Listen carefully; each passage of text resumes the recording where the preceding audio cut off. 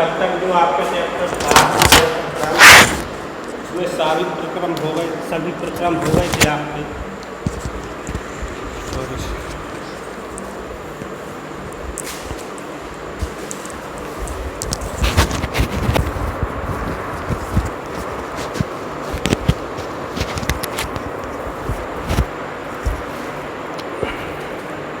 Hello student, कल तक जो आपका चैप्टर था जैव प्रक्रम, उसके सभी प्रक्रमों के बारे में हमने पढ़ा था।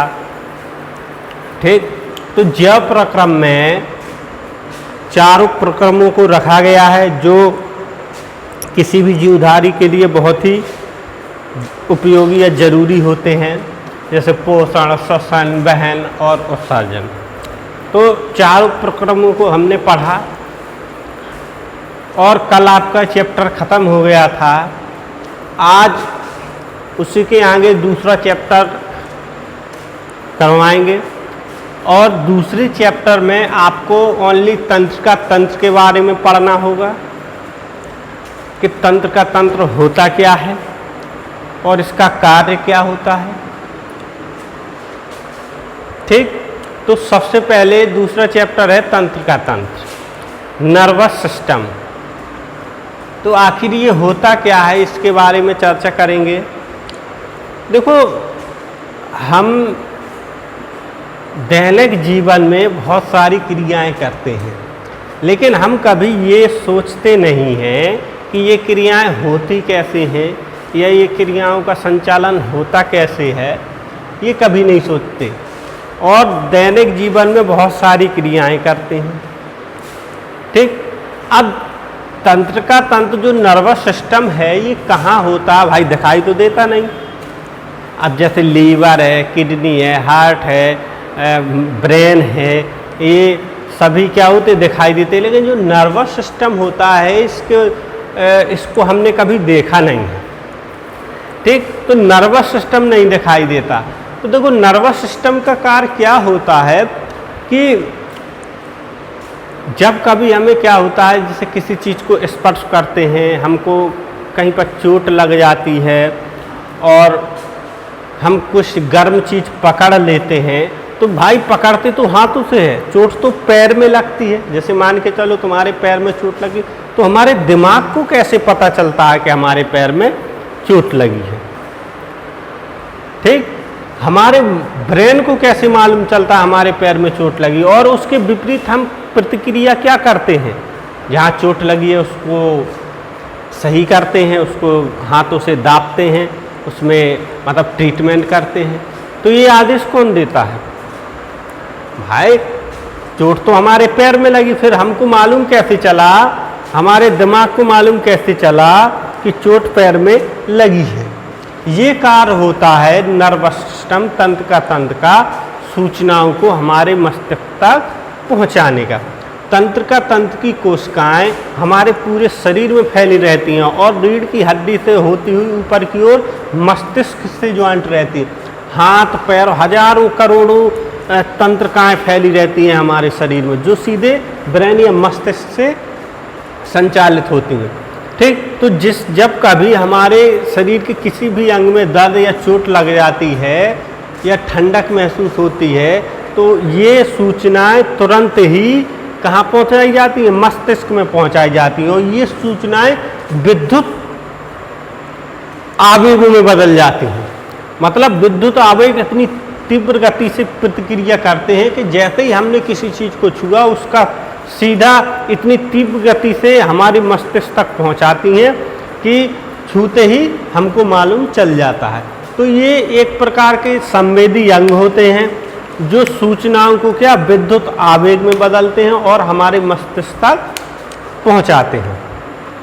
ठीक, तो अब हम तंत्र का तंत्र के बारे में पढ़ेंगे कि ये किस प्रकार से इसका स्ट्रक्चर होता है और किस प्रकार से सूचनाएं हमारे मस्तिष्क तक पहुंचती हैं।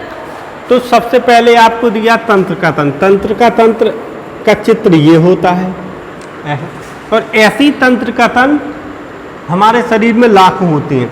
अब जैसे ये लास्ट भाग है तंत्र का, तो इधर से फिर से शुरू से यही तंत्र का तंत्र जोड़ेगा, मतलब नीचे से फिर से तंत्र का जोड़ना स्टार्ट हो जाएगा, मतलब थोड़ा सा गैप होगा, फिर दूसरी तंत्रिका इसी के नीचे से जुड़ जाएगी। ऐसे ही सभी तंत्रिकाएं जुड़ती चली जाती हैं और हमारे शरीर में चारों तरफ फैली रहती हैं।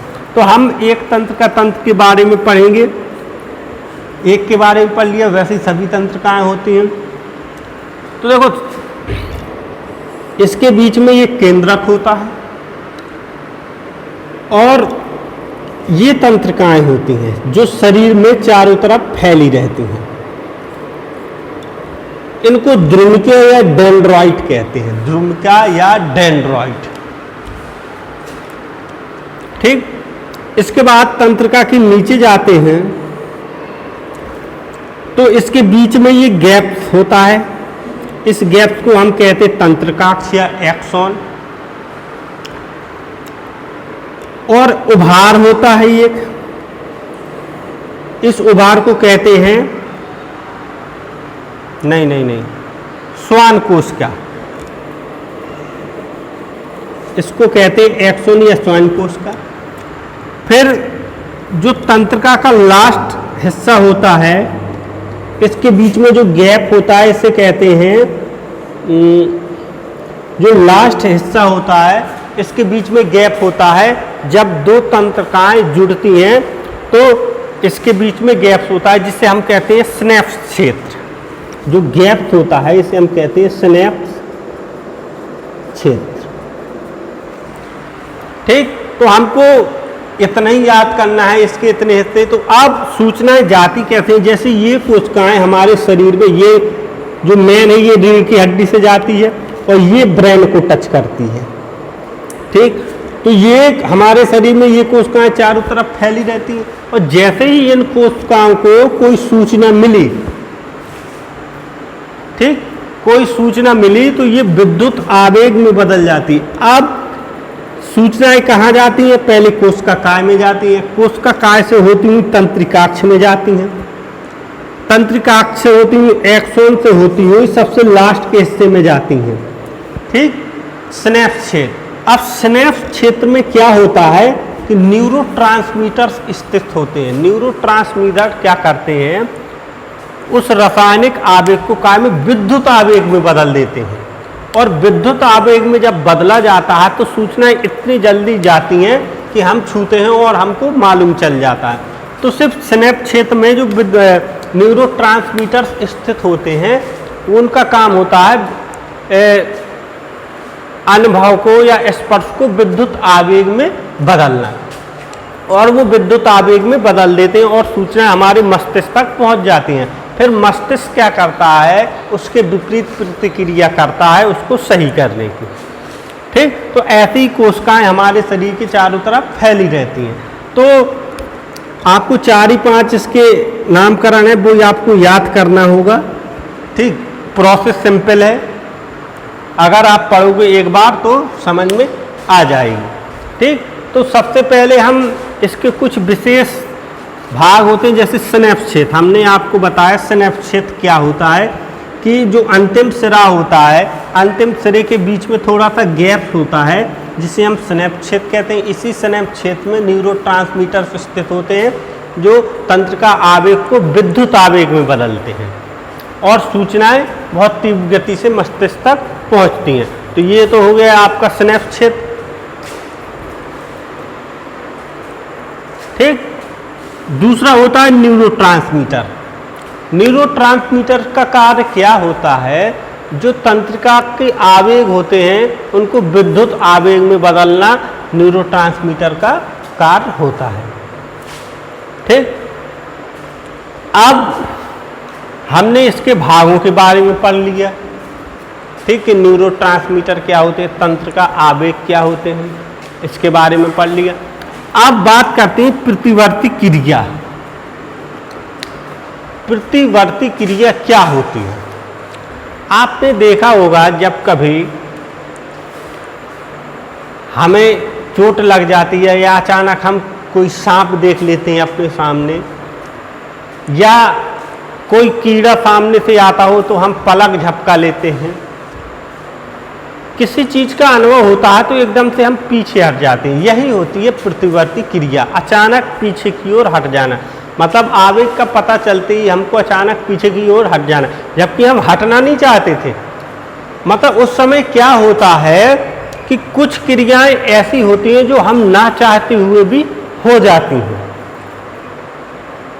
बहुत ही सेकंडों से भी कम समय में हो जाती हैं, जिस क्रियाओं के लिए हमारा शरीर तैयार नहीं था, तो ये क्रियाएं अपने आप हो जाती हैं। जैसे हम रास्ते में कहीं जा रहे हों, हम अपने पैरों के नीचे सांप देखें तो हम एकदम से पीछे हट जाएंगे, ठीक। या गर्म पकड़ने पर हमारा हाथ एकदम से पीछे हट जाएगा, या कोई कीड़ा आने पर हमारी आंख की पलक एकदम से झपक जाएगी। ये होती हैं प्रतिवर्ती क्रियाएं, ठीक। एकदम से पीछे हट जाना ही प्रतिवर्ती क्रियाएं कहलाती हैं, ठीक। तो बात होगी अब क्या होता है प्रतिवर्ती चाप। प्रतिवर्ती चाप क्या होता है? ये मार्ग होता है, जिस मार्ग से प्रतिवर्ती क्रियाएं होती हैं उसी का मार्ग होता है। मतलब प्रभावित अंग से मस्तिष्क तक जाना और मस्तिष्क को उसकी सूचना देना और मस्तिष्क के आदेशानुसार उन सूचनाओं को प्रभावित अंग तक पहुंचाना, ये होता है क्या? प्रतिवर्ती चाप। मतलब क्या होता है कि सबसे पहले तो जो अंग प्रभावित है, जैसे हमारे पैर का अंगूठा प्रभावित है, कोई चोट लग गई तो पैर के अंगूठे से उन सूचनाओं को मस्तिष्क तक पहुंचाना। मस्तिष्क इसके विपरीत क्या प्रतिक्रिया करता है? मस्तिष्क जो प्रतिक्रिया करता है उन सूचनाओं को प्रभावित अंग तक पहुंचाना, मतलब नीचे से लेकर मस्तिष्क तक पहुंचाना, मस्तिष्क से जो प्रतिक्रिया है उसको प्रभावित अंग तक पहुंचाना। ये मार्ग जो होता है वो होता है क्या? प्रतिवर्ती चाप। इसकी पीडीएफ हम आपको डाल देंगे, तो आप पीडीएफ से लिख लेना, सिंपल टॉपिक है। और देखो इसी तंत्र के अंतर्गत आता है ब्रेन या मस्तिष्क, ठीक। तो मस्तिष्क के बारे में आगे पढ़ेंगे, पहले तो तंत्र के बारे में पढ़ना जरूरी है कि तंत्र का कार्य होता क्या है, ठीक। तो सिंपल सा कार्य होता है, जो ड्रंका या ड्रेंडोट होती है ये आवेगों को ग्रहण करती हैं और नीचे ले जाती हैं। नीचे जब स्नैप्स क्षेत्र में पहुंचते हैं तो यहाँ पर न्यूरोट्रांसमीटर्स स्थित होते हैं जो तंत्रिका आवेगों को विद्युत आवेग में बदल देते हैं और सूचनाओं को मस्तिष्क तक पहुँचाते हैं और मस्तिष्क विपरीत प्रतिक्रिया करता है। तो छोटा सा चैप्टर है, 2-3 दिन में ख़त्म हो जाएगा, लेकिन इम्पोर्टेंट चैप्टर है।